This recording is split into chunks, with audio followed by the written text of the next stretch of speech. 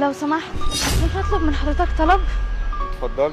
انا كنت مع بنت خالتي هنا وقالت لي هتروح تشتري حاجه وجايه وبقالها ساعتين. بالراحه اقعدي عادي. ممكن بس تكلمها؟ حافظه رقمها؟ اه.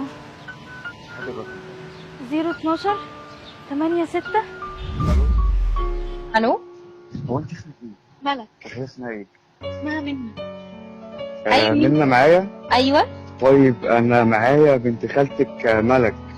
استغفر الله العظيم يا رب. تاني بص حضرتك، انا سبتها في الشارع سبتها في الشارع عشان انا مش هقدر اتكفل بيها. انا مش قادره خلاص، انا تعبت. طب تعالي المكان اللي احنا موجودين فيه ونتفاهم نتكلم، ما ينفعش كده برضو. نتكلم في ايه ونقول ايه؟ خلاص انا جايبه اخري، انا قاعده معاها 3 سنين خلاص. بنت خالتك برضو ولحمك ودمك، فما ينفعش. لو تيجي هنتكلم وهنتفاهم وكل حاجه هتتحل ونشوف ايه اللي مزعلك. طيب انتوا تعالي. فين؟ احنا قريب من العماره اللي هي فيها معرض السيراميك، بس من جوه في الشلالات يعني. طيب 10 دقايق وجايه لك. تمام ماشي. هي جايه؟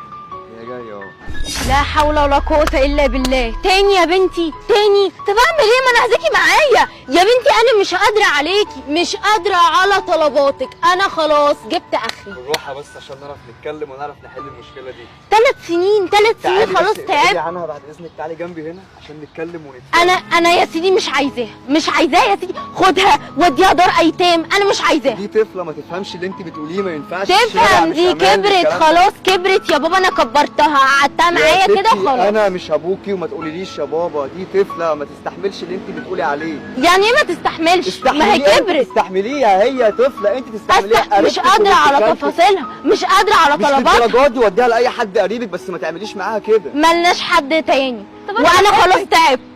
انا بحبك. طيب اعمل ايه؟ وانا يا حبيبتي مش قادرة عليكي، مش عايزاكي، مش عايزاها. يا سيدي خدها وديها دار ايتام. انا عايزاكي معايا، يعني اعمل ايه؟ وانا مش طايقاكي يا حبيبتي، مش طايقاكي. مش عايزاها تاني؟ طب امشي عشان ما اقلعش في رجلي ولا امشي. يا سلام. امشي انا عندي اخوات البنات هيرعوها وولاد عمتي البنات، واتفضلي بعدين. طب امشي. ثانية واحدة، احنا كنا بنصور معاك برنامج تجربة اجتماعية، اوكي، من قناة موطني، والكاميرا اهي والله اهي. بالراحة. انا بس عايزة اسألك سؤال، انت ليه اتدخلت في حاجة زي دي؟